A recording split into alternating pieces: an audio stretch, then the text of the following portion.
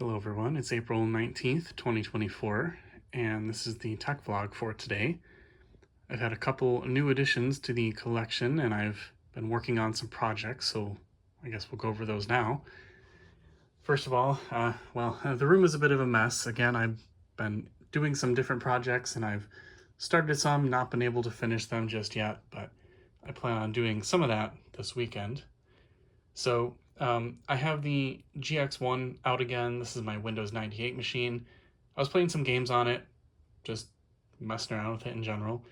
And then I was also using it as a host to boot the Cobalt Cube 3 Restore CD. So this is the Cobalt Cube that I picked up. It's backwards right now, of course, but little blue cube. And in order for that to be restored, because it has no optical drive, you have to boot a restore CD from another machine on the network that then makes itself into a server and then it copies over the network. So I've been doing that. I ran into a few issues with that cube. Last time I worked on it, the issue was one of the hard drives, I believe, had some kind of relocated sector error, and it was just causing all sorts of issues, even though it wasn't really that big of an issue, but it didn't work. So I just happened to have two identical 40 gig hard drives from another machine that I picked up ages ago. And they're identical, same date, like sequential serial numbers, like they're as close to the same as you can get. And this thing originally shipped with 40 gig drives. So I put those in there and it seems to actually restore. But then I think I turned this the server off too quickly and it didn't copy everything, so I just got to do it again. It takes forever, which is why I haven't done it yet. What else we got? Well, this is a new addition. This is an iMac G5. So I went to VCF East this year. I plan on going to the swap meet in June and the other swap meet in, I think, October or November of this year. And I picked up a couple of things, two things in particular. One of them was this boxed iMac G5. And the G5, I don't know, I can't really tell if I'm interested in the G5 yet, but I think I am with this particular model, the release model. So this is the base spec 1.6. You can tell it's the original model because it has the ports up the side and the back that comes off. Probably the most serviceable Mac of all time. I mean, it's just, everything is there. It's so nice. And I do kind of like this model. So I decided to pick it up. It was 40 bucks. Unfortunately, I didn't really read the sticker where it says G5 with box parts/R, which I think means parts or repair. So I ended up with a non-working iMac, but fortunately, I think it's just the power supply that needs to be recapped. The caps on the board are all fine, but there are a couple of leaky ones on the power supply. So I think if I get those replaced, which I've already ordered a kit for, and then throw this thing back together, it'll be good for another 20-something years. So that, I was happy to find this actually. It's also, I mean, it's in such good shape. How could I not? This thing looks 100% immaculate. There's not a scratch, there's not a swirl on it. It looks like they took it out of the box, they set it on a desk in a dustless room, and then that was it. There was no sunlight getting to it. I don't know. It's just in such nice shape. So I'm happy to own that. And that is the only reason I'm paying money to buy caps for it to fix it, because it's just in nice shape. Something that's not in quite as nice shape, excuse my slippers here, is this. So I've had two of these towers. This is a Performa, well, this is a Performa, but this is a Power Mac or Performa 64 and 6500. I think there was another model in this same chassis style. And this was actually, the 6500 was one of the first Macs I ever had. I got it from a friend who got it from a school. Their mom got it from a school or something. And it was a 6500 225, and it had a zip drive up here on this plate. I haven't seen too many of those, so I'm kind of sad that I got rid of it. And then I had another one a few years ago I ended up getting rid of that too, but I picked this one up because I just think they're kind of cool. They're not very upgradable.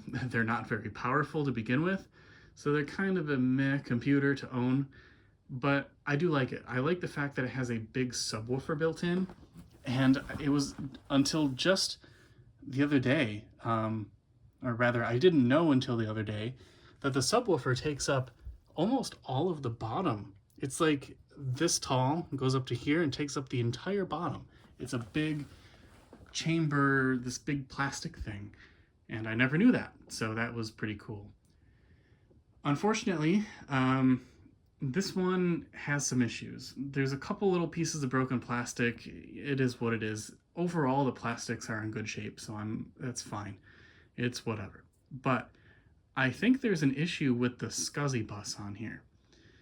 Neither the optical drive or anything that I plug into, because I have this thing apart and there's, you know, the SCSI connector up here for the zip drive. No matter what I plug into either of those connectors, and I tried 3 different optical drives, I tried SCSI hard drives, nothing is detected. It powers on, obviously, because the power is a separate thing, but there's no life at all. It doesn't try to spin anything up, or rather, the optical drive, you put the CD in and it spins, but then it's like nothing is connected to it.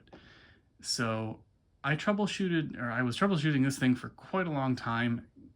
I just couldn't figure it out, and my only assumption is that on the motherboard there is a bit of corrosion from an original battery that I think exploded, and it was replaced, but there's still some corrosion.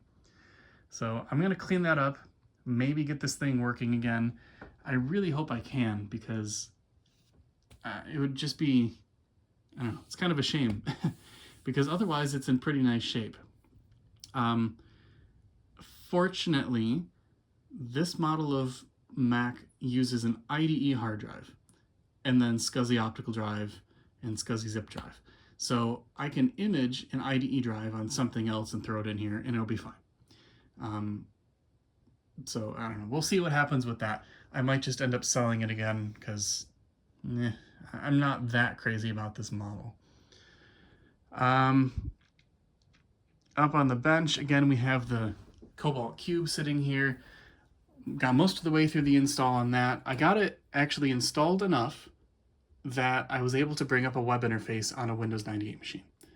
That was really exciting. However, it was missing almost all of the options. You couldn't configure any of the services, like huge parts of the operating system, I guess, were gone, but it still had the interface. So yeah, I just have to restore that again. We'll see what happens. I've got this no modem cable, and then there's a little Windows laptop under here to just look at what the console is doing as I'm imaging it, because there are some parts where it seems to get hung up and I'm like, is it doing anything? And then the console tells me, yes, it is doing something, so that is good, and I will wait for it. Yeah, here, my official Mac OS 8 install somewhere, this is not an official one, that I was trying to restore and boot off this boot in this. Didn't seem to matter what the disk was, it just, yeah, SCSI controller, I guess, is just dead. What else do I have up here? I guess not much. It's a huge mess because I've started several projects and then stopped them.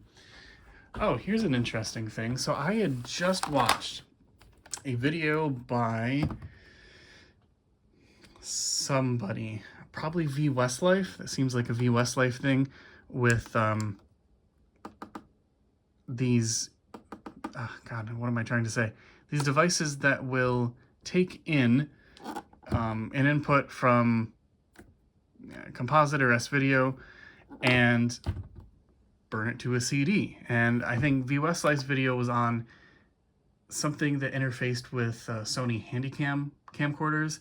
I don't think this one will do it, but this does, of course, have those connections on the back. So I think you could use this to capture something and burn it directly to a DVD.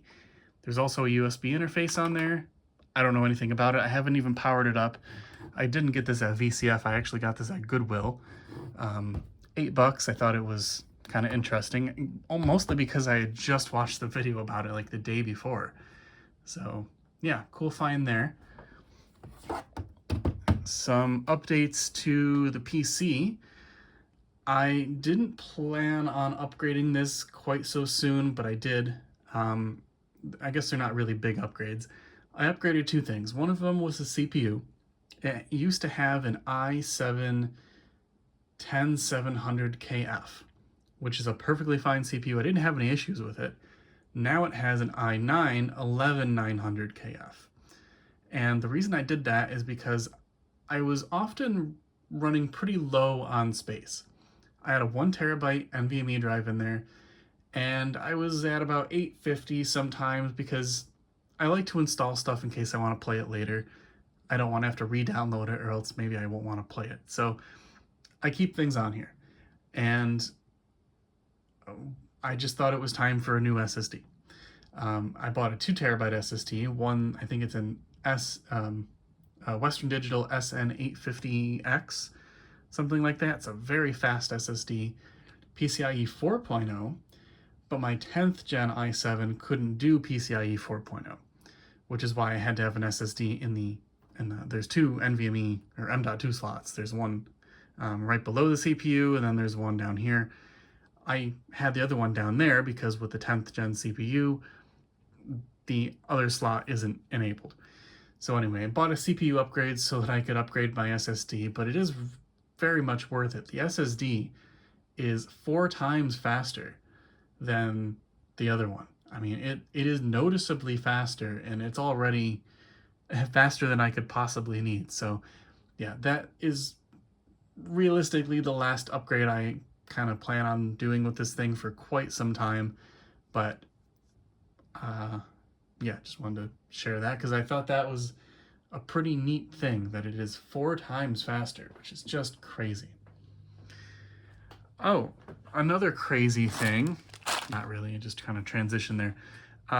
This iMac G4 now has native Bluetooth, not a USB Bluetooth adapter, a native Bluetooth module that plugs in on the underside of the board, and it connects to the antenna provision that's already there, and it has Bluetooth now.